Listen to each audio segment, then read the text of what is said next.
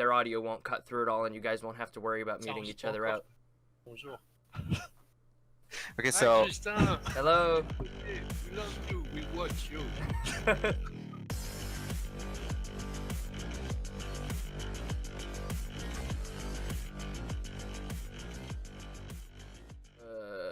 I'm terrible at intros, so you know I'm here with you guys, and it's an honor, to be honest, to sit here and talk to you guys, both from a game level and on a personal level.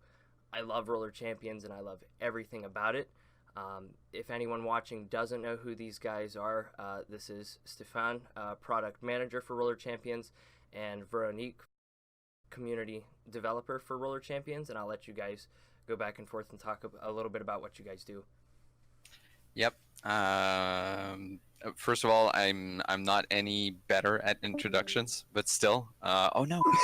All right. So I was saying I'm not any better at introductions, but my name is Stephane. Indeed, I'm the product manager on the project. My job has anything to do with communications, marketing, all that kind of stuff. And I'm really excited to get to talk to you today because we have watched what you've done since we announced and what you've done during the 3.5 days that we were open during E3. We are definitely fans on the team, so it's really great to have this occasion to talk to you. All right. Okay, so my name is Veronique, and I'm the community developer for Roller Champions. My tasks mainly are social media management and creating that community that is going to be Roller Champions. And yeah, I'm really happy to talk with you. Just best spot to start talking about is straight from the beginning, the E3 announcement that you guys had. I mean, without a doubt, you guys had tons of people watching, tons of people playing. What was it like to finally get the word out about Roller Champions and talk about the game and finally put it out there to the public? It was just one of the coolest days ever. First of all, I mean, there's one thing that's for sure that was really great for us. It was that it was important for us to make the game available right at announcement. And right after the announcement, there's this anecdote that we always tell, but we don't really tell it in official interviews. But it's just that we had a bunch of people from the team that were present at E3. And 2 of the team members had brought their laptops, and so as soon as the announcement was done, we just ran back to the hotel, and we cracked up the laptops, we downloaded the game for ourselves, and we started playing the game, and that was just the best day ever, just to get to play with actual players for the first time, and we really had a ton of fun doing that, and honestly, like for us, it was the best occasion ever, because we did this in a big part just because we wanted to get gamer feedback and to actually get the real experience, put the game out there, see what people say, just experience it and tell us criticism and, constructive criticism on their experience. And we were really happy to get what we had. yeah, if I can add, I think it's a big moment for all the dev team, when you get your first feedback on the work that you've done, whether you're an artist or a programmer, it's just such like a big moment for everyone, for all the dev team. I would take it the reaction was pretty good then. I mean, overall, I haven't seen anybody really complain all that much about the game.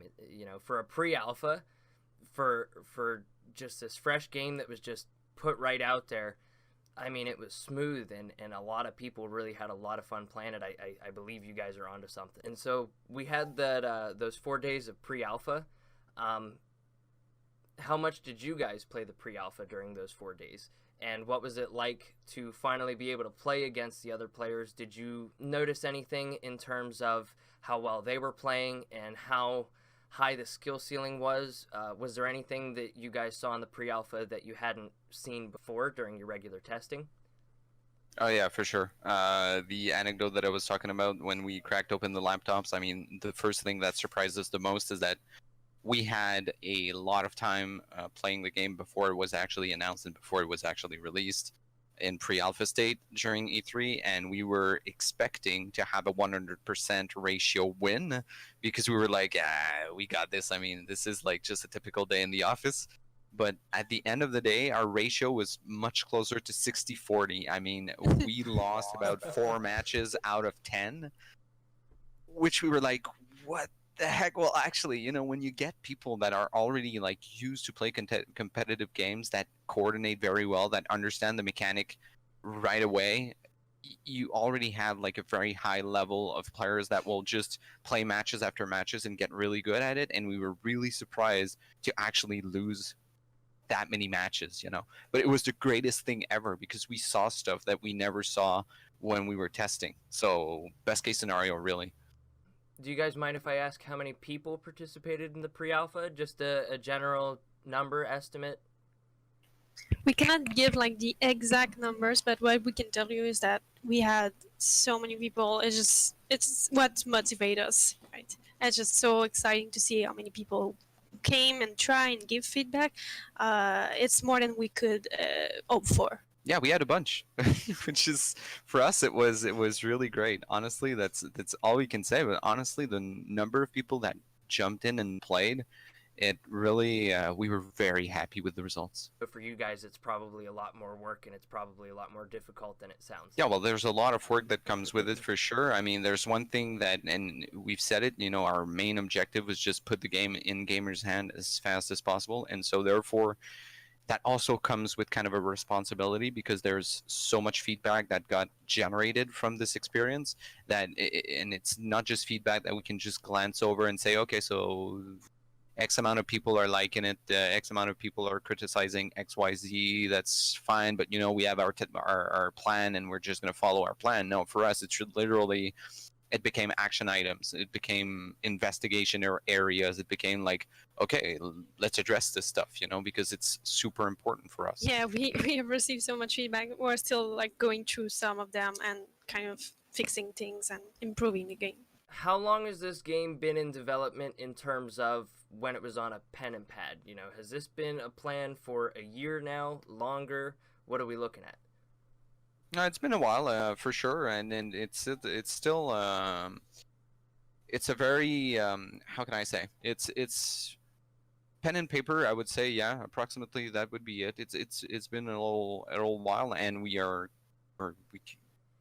at pre-alpha during E3. That was something that's very unusual for a project to do, just to release a pre-alpha version.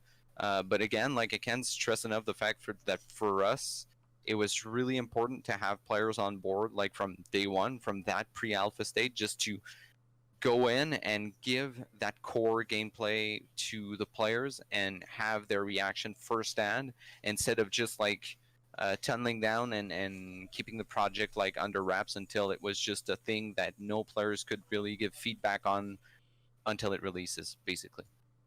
PAX West was a lot of fun. You guys showed it off there, and you guys held the first ever live Roller Champions tournament. What was that whole experience like, ranging from actually seeing a tournament being played out firsthand, as well as how excited the players were to be in a tournament for Roller Champions? Well, for me, the PAX West is the quintessential kind of representation of what Roller Champions is in terms of event material. We've been to a bunch of different events since E3. It is really that kind of game that gets your juices going. You kind of get to scream to your teammates as much as you scream to your opponents, and it's the best kind of setting because it brings back that kind of feeling that you have when you were doing LAN games, when you just plugged computers one with the other and you would actually just compete with your friends in a basement. That's exactly what you get when you get a Roller Champions setup in any kind of event. People, our main satisfaction of an event is when people get to scream a whole lot when they play our game, and we have not been disappointed thus far going to all the events, because that's always what happens. In terms of PAX West specifically, it was the only one that we actually had a tournament organized, and for us it was really cool to actually have people register on the day they were there, and they could actually get the just the experience of practicing the game for almost one full day, and then compete in an actual tournament. And although players were still kind of fresh to the experience, it still brought a whole lot of really cool gameplay. I mean, we have finals for each of the days that were super high energy. People were really like into it. For us, it was awesome because we also had like the whole setup and everything. You know, the screen was showing the drone view from the camera that you can get in the game. We were live casting the tournament too, and so people could just walk around the setup and stop for a while and watch the game. And really, it was just a hype fest all along, and we really had a whole lot of fun at PAX Wells. I personally went to Game Expo in Brazil. It was so exciting to go there. Just one thing that I've noticed right away is that people were waiting in line to try the game, but once they were done, they were just going back in line. They don't mind waiting for it, and I feel that it means something, and it's super exciting to see everyone like just getting together and having fun. Speaking of community involvement, with the community pushing so hard for esports, can we expect live tournaments following the game's release? Way later down the road after this game has built their kind of community and the community pushes for this kind of thing? Well, it's all in your hands, guys. If you believe that Roller Champion has the potential to become an esports, then we will consider that and make everything again to support you and make sure that you're getting the best out of this. But we're super excited at the idea, of course. Yeah, definitely on that topic. I mean, it's I can just say keep pushing because we definitely want to support these kind of initiatives. But then again, it all comes down to a community-driven desire for the game to be that game, and it's not for us to kind of impose. Here's what we want with this. It's more like, what do you want with it, and how do you want to see it become this kind of new esport? If that's what you want, then yeah, for sure, we'll just be behind you. That's really well said, to be honest. Yes, esports, please. I'm ready to go. I know tons of people are too.